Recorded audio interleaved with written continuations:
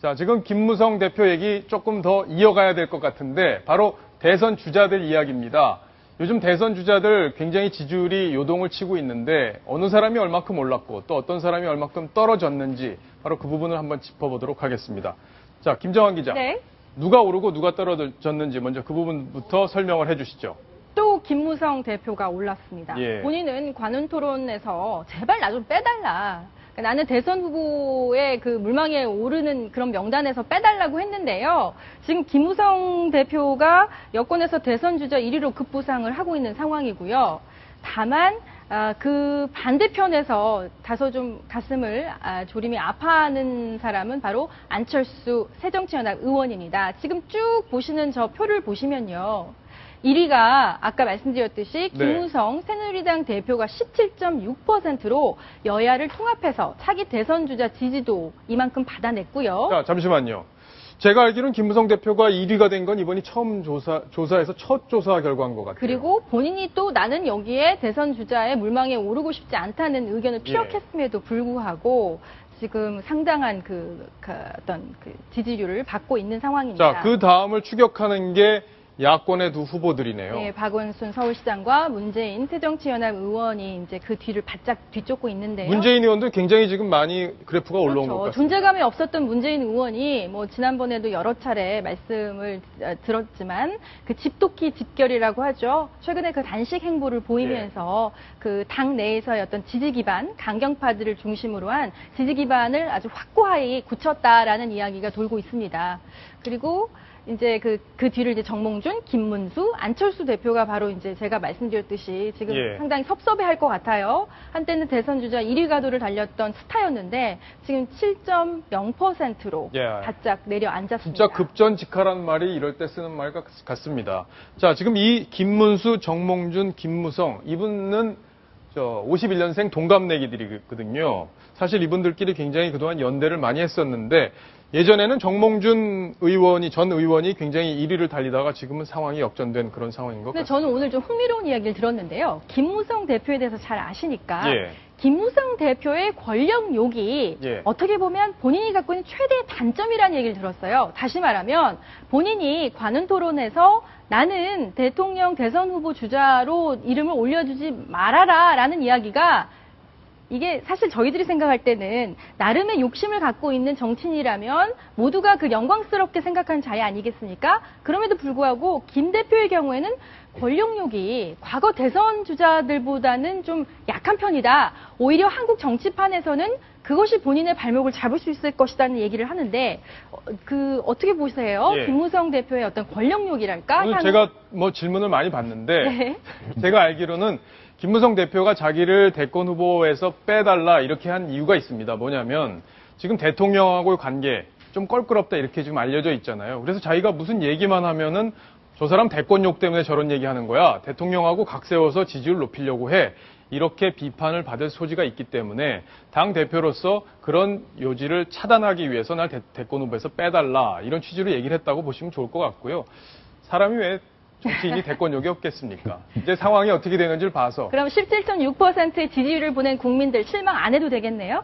글쎄요. 그거는 이제 정치권이라는 게 항상 요동을 치고 안철수 대표 전 대표 7%까지 오리라고 누가 상상을 했겠습니까? 그렇죠. 지금 이런 상황이 됐기 때문에 김무성 대표의 저 지지율도 계속 유지된다 이렇게 보장할 수는 없는 거거든요. 정치인들의 말 유명한 게 있지 않습니까? 그러니까 저는 지금 좀 빼주세요. 거기서 앞에 가로 열고 가로 닫고 지금은 이렇게 하면 그렇잖아요. 나중에는 또 달라질 수 있다. 뭐 이런 전제가 깔리지 않았을까 싶습니다. 자, 근데 사실 궁금한 게 뭐냐면 여기 지금 후보들 쟁쟁한 분들이 다 나와 있는데 바로 빠진 사람이 하나 있어요. 반기문 유엔 사무총장입니다. 하종대 부국장.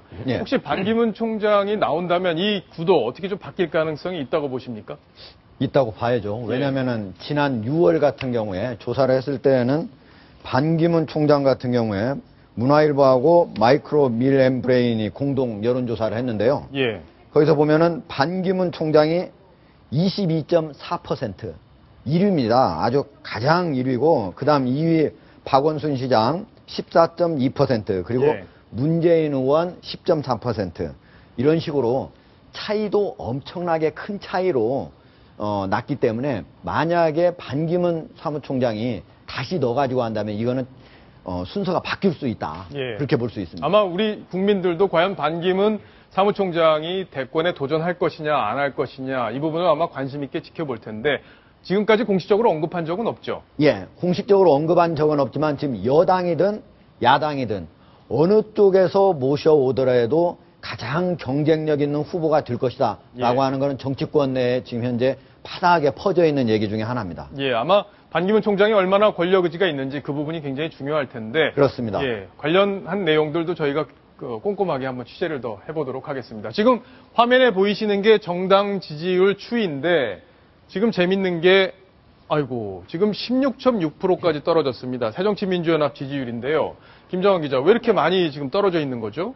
그러니까 실생활 정치하고 멀어져가는 그 야당에 대한 국민들의 실망감이 반영된 것이 아닌가 생각이 됩니다. 여기서 재미있는 것은 아까 문재인 의원 같은 경우에는 오히려 지지율이 올랐잖아요. 예. 하지만 문재인 의원이 이끌고 어떻게 보면 강경파들의 수장이고 이끌고 있는 새정치민주연합은 그 반대의 어떤 행보를 보이고 있습니다. 다시 말해서 단식 행보를 보이는 문재인 의원의 이야기부터 안 할 수가 없을 것 같은데요.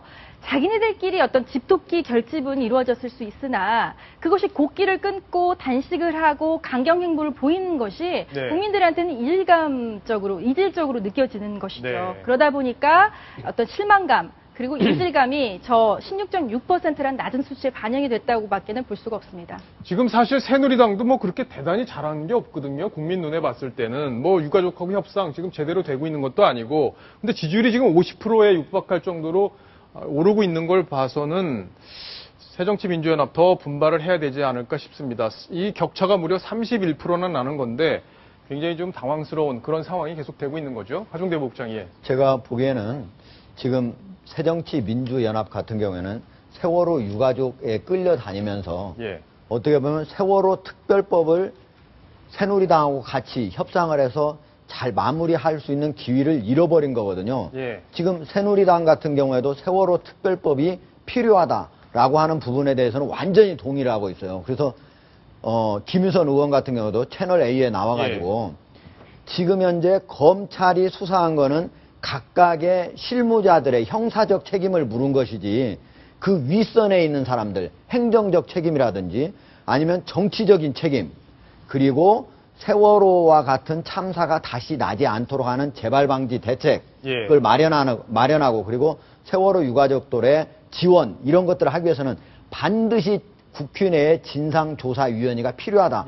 이 부분은 모두가 인정하는 거거든요. 그런데 어떻게 이거를 풀어낼 것인가 이 부분에서 지금 갈등이 나요. 이걸 가지고 결국은 세월호 유족에 이끌려가지고 장외투쟁으로 가다 보면서 이 지지율이 급속도로 떨어졌다. 그래서 새정치민주연합은 오히려 새누리당과의 협상의 주도권을 쥐고 세월호 유족들과 잘 그 간극을 좁히는데 주도적인 역할을 하는 저 지지율이 다시 올라가지 않을까 이렇게 생각을 합니다. 지금 하종대 부국장 설명대로 새정치민주연합이 유가족과 새누리당의 어떤 간극차 그걸 좁히는데 적극적으로 역할을 한다면 추석 이후에는 또 지지율이 다 바뀔 수도 있지 않을까 이렇게 한번 생각을 해보겠습니다.